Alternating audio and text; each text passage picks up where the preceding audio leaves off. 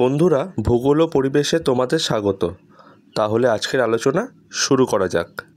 বন্ধুরা, আজকের আমাদের আলোচনার বিষয় হলো ক্লাস 9-এর যে অক্ষাংশ এবং দ্রাঘিমাংশগত অবস্থানগত যে অঙ্কগুলো, তার মধ্যে একটি এর আগের ভিডিওতে আমি আরও 4টি অঙ্ক করিয়েছি, যেমন আন্তর্জাতিক তারিখরেখা হলে কীরকম হবে, বা কোনো অঞ্চলের দ্রাঘিমা মানে সময় দেওয়া আছে, দ্রাঘিমাংশ বার করতে হবে, বা দ্রাঘিমাংশ দেওয়া আছে, সময় নির্ণয় করতে হবে আমাদের। সেই ভিডিওগুলো আমি এই ভিডিওর ডেসক্রিপশান বক্সে দিয়ে দেবো, তোমরা দেখে নেবে। আজকে আমরা যেটা নিয়ে আলোচনা করব সেটা হচ্ছে প্রতিপাদ স্থান সম্পর্কিত অঙ্ক। তাহলে করা যাক। যে একটা প্রশ্ন দেওয়া হয়েছে আমাদের, কলকাতায় 22°30' নর্থ এবং 88°30' ইস্ট। প্রথমেই তোমাদের বলে রাখি, এর আগের ভিডিওতে আলোচনা করেছি, আমাদের এই নর্থ নিয়ে কোনো কাজ হবে না, কিন্তু নর্থটা আমাদের গুগলির জন্য দেওয়া হয়েছে। আমাদের যা কাজ হবে দ্রাঘিমাংশ নিয়ে কাজ হবে, 88°30' ইস্ট, এটা নিয়েই কাজ হবে। যখন স্থানীয় সময় সকাল 6টা, তারিখ 1 এপ্রিল এবং 2008 সাল, তখন তার প্রতিবাদ স্থানে সময় ও তারিখ কত হবে? তো এখানে অঙ্ক করার সেরকম দরকার নেই, এখানে আমরা মোটামুটি সবই সূত্র অনুপাতে করব, সেইভাবে অঙ্কের প্রয়োজন পড়বে না। প্রথমে উত্তরটা আমায় জানতে হবে। যেরকম দেখো, আমরা যে বিষয়গুলো জানি, কোন কোন বিষয়গুলো জানি? এক, কোনো স্থান যদি পূর্ব গোলার্ধে অবস্থিত হয় তাহলে তার প্রতিবাদ স্থান অবশ্যই পশ্চিম গোলার্ধে হবে। আবার কোনো স্থান যদি পশ্চিম গোলার্ধে অবস্থিত হয় তাহলে তার প্রতিবাদ স্থান অবশ্যই পূর্ব গোলার্ধে অবস্থিত হবে। 2, কোনো স্থান ও তার প্রতিপাদ স্থানের মধ্যে দ্রাঘিমার পার্থক্য হবে 180°।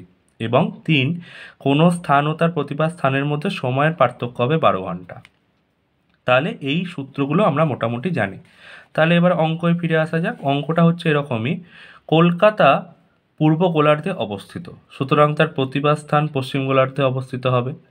অর্থাৎ কলকাতার প্রতিপাদ স্থানটি পশ্চিম গোলার্ধে অবস্থান করায় কলকাতা থেকে ওই স্থানটির সময় 12 ঘন্টা পিছিয়ে থাকবে। মানে আমরা কি জানলাম? কলকাতা পূর্ব গোলার্ধে অবস্থিত, তাহলে তার প্রতিপাদ স্থানটি পশ্চিম গোলার্ধে অবস্থিত হবে, এটা ভালো কথা।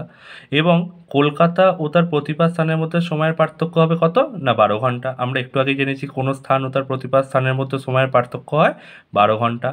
এবং কলকাতা যেহেতু পূর্ব গোলার্ধে আর আমাকে যেতে হচ্ছে পশ্চিম গোলার্ধে, মানে প্রতিপাদ স্থানের সময় নির্ণয় করার জন্য আমাদের পশ্চিম গোলার্ধে যেতে হচ্ছে। তাহলে যদি আমরা পূর্ব থেকে পশ্চিম দিকে যাই তাহলে আমাদের সময় কিন্তু পিছিয়ে থাকে। সেই কারণে এখানে বলা হয়েছে স্থানটির সময় 12 ঘন্টা পিছিয়ে থাকবে। আর যদি আমরা পশ্চিম থেকে পূর্বে যদি আসতাম তাহলে সময় এগিয়ে থাকতো। তাহলে কলকাতার প্রতিপাদ স্থানটি পশ্চিম গোলার্ধে অবস্থান করায় কলকাতা থেকে ওই স্থানটির সময় 12 ঘন্টা পিছিয়ে থাকবে। এবার তাহলে কলকাতা ও তার প্রতিপাদ স্থানের মধ্যে সময়ের পার্থক্য কত হবে? 12 ঘন্টা। তার মানে সময়টা হবে কত?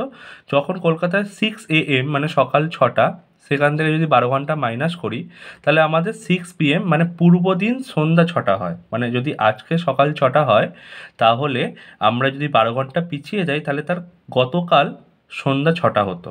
তাহলে আমরা সেই পেয়েছি পূর্ব দিন 6 PM। এবার 2008 সালটি অধিবর্ষ, সেই কারণে এখানে 29 দিনে ফেব্রুয়ারি মাস হবে। তার মানে যদি আমরা একদিন পিছিয়ে যাই তার মানে 29শে ফেব্রুয়ারি 2008 সাল হবে। ঠিক তেমনই উত্তরটা বলা হচ্ছে, সুতরাং কলকাতায় যখন সকাল 6টা 1 এপ্রিল 2008 সাল, তখন কলকাতার প্রতিপাদ স্থানের সময়ের পার্থক্য সময় বা তারিখ হবে সন্ধ্যা 6 PM মানে সন্ধ্যা 6টা, 29শে ফেব্রুয়ারি 2008 সাল। ঠিক আছে বন্ধুরা, আশা করছি তোমরা ভিডিওটার মাধ্যমে অঙ্কটা বুঝতে পেরেছো। আমাদের আর এরকম অঙ্ক পড়ে না, এই 5 রকম এই অঙ্ক পড়ে, যে 5টি ভিডিও তোমাদের এই ডেসক্রিপশান বক্সে দিয়ে দেবো, এই চ্যানেলের ডেসক্রিপশান বক্সে। তোমরা ভিডিওগুলো দেখবে, দেখলে তোমরা অঙ্কগুলো বুঝতে পারবে। আমি একটা কথা বলি, এই অঙ্কের সাথে সাধারণত অথবাদি একটা থিওরির প্রশ্ন পড়ে। অনেকে মনে করে যে থিওরি প্রশ্নগুলো করে ফেলবো তাহলে অঙ্ক করব না, অসুবিধা নেই। অনেকে মনে করতে পারে যে অঙ্ক করব, কারণ অঙ্ক করলে যদি ঠিকঠাক হয় তাহলে 5-এ 5 পাওয়া যায়। কিন্তু থিওরি প্রশ্নের মধ্যে 5-এ কিন্তু 5 তোলা খুবই কষ্টকর। তো তোমাদের ওপর নির্ভর করবে এটি।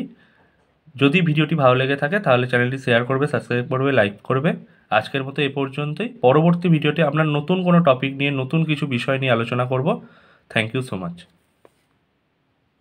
বন্ধুরা, আরও এরকম ইন্টারেস্টিং ভিডিও পেতে ভূগোল ও পরিবেশ চ্যানেলটিকে সাবস্ক্রাইব করো, শেয়ার করো এবং লাইক করো।